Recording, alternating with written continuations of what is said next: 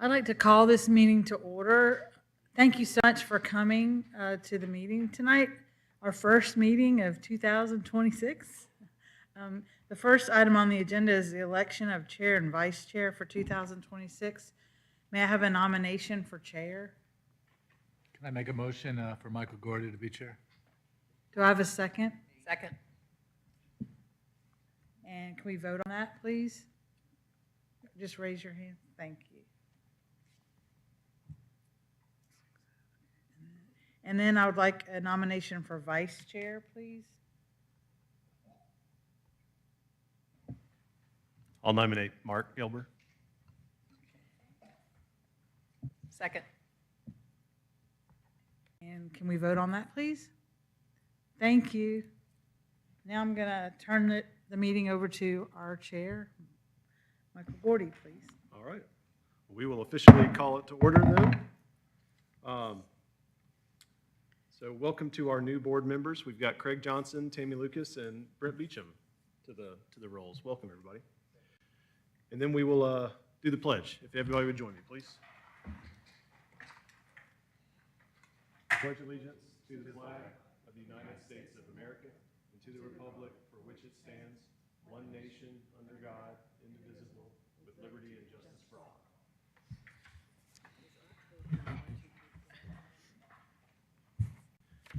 Ellie, do we need to do any swearing in or anything for anybody? Or is No, that they've all? already done all that. Okay, We just have to approve the minutes and then have to do the public hearing procedure. perfect.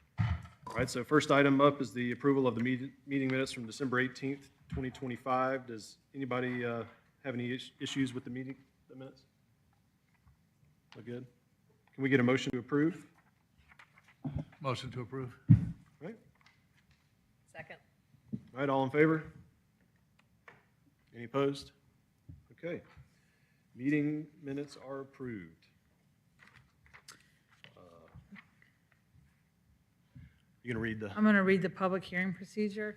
An individual requesting to be heard on a matter related to the purpose of the hearing must be recognized by the chair before addressing the board. Upon rising to speak, the speaker must identify himself or herself and furnish a home or business address before proceeding with any comments or remarks. The board will allow the proponents of a total of 10 minutes to speak in support of an application. Opponents will also be allowed 10 minutes to speak in opposition. Comments are accepted first from the applicant, followed by a person speaking in favor, and then from those in opposition. Upon conclusion of any opposing comments or presentations, the chair will allow the applicant to offer rebuttal if any time is remaining in the original allotted 10 minutes. And the chair has discretion to give extra time if needed. Thank you. Thank you very much. So the first item up for this evening is item V-26-09. Sorry if I pronounce this wrong. Cusmiz for 200 Sweetwater Trace. It's consideration of a variance to Unified Development Code subsection 1.3.1B1 to reduce the rear platted setback from 35 feet to 23 feet to allow for the construction of a covered screen porch. The property is located at 200 Sweetwater Trace and is legally described as being located in Land Lot 552, 1st District, 2nd Section, Fulton County, Georgia. Mr. Woodman.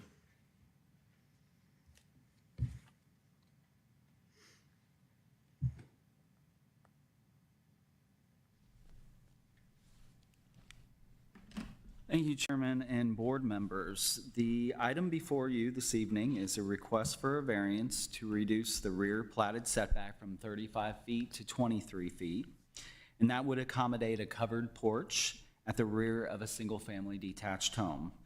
I have the location map on the overhead. This property is located at 200 Sweetwater Trace, and that is located in the Sweetwater Club subdivision. There is a typo on page 1 of the staff report I wanted to point out. This property is not 0.28 acres, it's actually 0.12 acres. It's zoned R4A, developed with a one-story, just a little over 2,000 square foot, single-family detached home, and there is an existing at-grade patio at the rear of the home.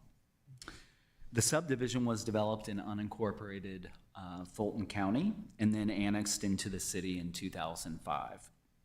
Surrounding properties are zoned R4A and located in the Sweetwater Club subdivision, except for the property to the east, which is zoned R15 and is part of the Northfield subdivision. Sweetwater Club backs up, actually, the lots along the north and west side of this subdivision have 40-foot rear setbacks. The lots backing up to the east property line, which the subject property is here, have a 35-foot rear setback. The lots backing up to the south property line have a 30-foot rear setback. And then there are some internal lots here that only have a 7-foot rear setback. So I just wanted to point out that there's a variety of different setbacks in this subdivision. And then the zoning district that this subdivision carries, actually that zoning district would only require a 20-foot rear setback. But remember, this was this plan for this subdivision was developed in unincorporated Fulton County and then developed in Fulton County before it was annexed into the city. So that's why the setbacks don't match our zoning districts. In this particular case, the variance that is requested is to Unified Development Code subsection 1.3.1B1. And that section states, no structure shall hereafter be erected or altered to create a nonconformity. The reason why we're asking for the variance to that section and not to the zoning district is because this is a platted setback. This is the setback that is on the actual subdivision plat for this neighborhood. The platted setbacks always take precedent over the zoning setback. If this had been the zoning setback, the variance would be to that zoning district's rear setback requirements. So I just wanted to explain that. The applicant states in the application that the variance is necessary to increase the usable outdoor area on this property, which is currently limited. The home on this property was built right up to the 35-foot rear setback. So here's the site plan for the applicant. This is the existing home here, and the rear wall of the home is built right up to that 35-foot setback line. So currently, the at-grade patio that is not covered is not subject to setbacks. So as soon as you put a covering over top of the patio, it is then subject to setbacks. So that is the need for the variance.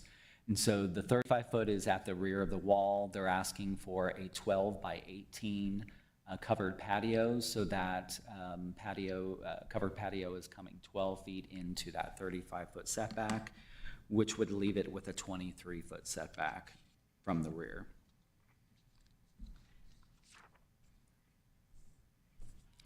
The applicant also indicates in the variance application that there will be no tree removal with the installation of the covered porch. We did look at this neighborhood. We wanted to see were there any other rear setback variances in this neighborhood, and what we found is we did find one. At 290 Sweetwater Trace, there was a rear setback variance approved to allow for a deck installation. But we also found several properties within this subdivision, including at 100, 120, 205, 210, 220, and 280 Sweetwater Trace, where there are structures that have been placed in the rear yard, and they definitely go beyond the required setback. So I've noted this property here, as well as this property here. This is the applicant's property. The two properties south of it have added some structures in the rear yard. And then on the south end of the subdivision, these three homes have added decks in the backyard. Now, I didn't go to the level of determining whether or not they got permits for those structures, whether if they did get a permit, if it was an oversight and someone didn't catch the rear setback. But those properties do go beyond the required rear setback. And so we looked at the three review criteria for a variance. And we looked at this proposal against those review criteria. What we found is that the property does have exceptional and peculiar conditions, and primarily related to the size. So it is a very small lot. Again, it's 0.125 acres. It's just under 5,500 square feet, the lot. So which leaves very limited space for kind of residential accessory structures, which have to be in the side or the rear yards. And these are narrow lots, so the side yard is definitely not an option. As I noted, we did find other properties in the same subdivision that have lesser rear setback requirements. We noted that the zoning district allowed for a 20-foot rear setback, which this would be in compliance with. And we did find those examples of the legal non-conforming structures in rear backyards and the example of the variance. The applicant did provide their citizen participation plan. The report states that they did not receive any objections. They did provide their approval letter from the Sweetwater Club HOA, and they also provided letters of no objections from some surrounding and nearby properties. I believe they did notify the property to the east, which is common area for the Northfield subdivision. I know that they notified, but I do not believe that they received a response from Northfield HOA regarding their request.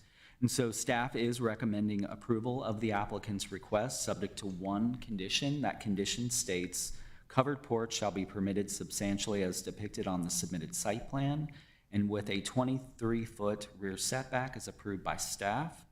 There shall be no tree removal related to the construction of the covered porch. And that concludes the presentation. If you have any questions, I'd be happy to try to answer those for you. Any questions from the board? All right, thank you very much. The applicant would please come forward. And if you'd step up to the podium there, the center podium, and just please speak into the microphone, state your name, address, and relationship to the application. Yeah, so I'm Joseph Cosmas. I live at 200 Sweetwater Trace. We've been here, I think, 10 years now. So Joseph Cosmas lived at 200 Sweetwater Trace, going on about 10 years now.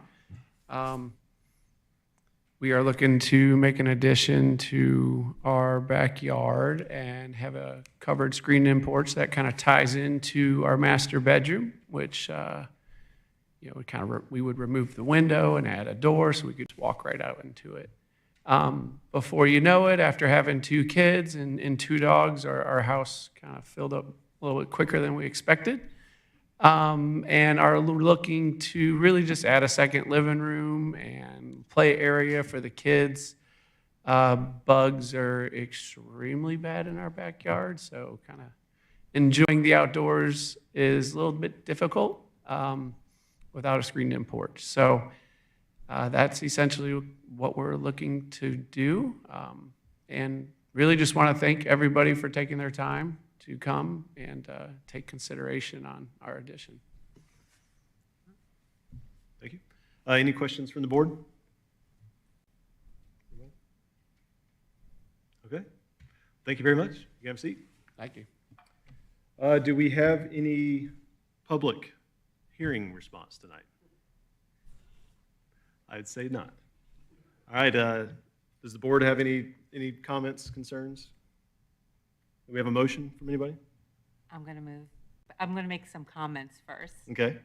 My one comment is thank you for coming forward and going through the actual process to put a screened-in porch on the back of your home, because whether they have a permit or not, who knows, but you're doing it right. So we appreciate that. And I would never want to punish someone who is actually going through the right steps to do something. So for that reason, I want to make a motion to approve according to staff's recommendations. I'll second. Second. All right. All in favor? Any opposed? No? All right. Motion passes unanimously. Congratulations.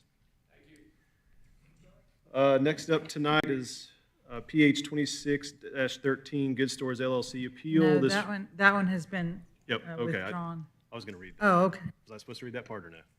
Okay, well, that's been withdrawn, so it will not be considered tonight. Do we have any items from board members? Any items from staff? All right, we will adjourn.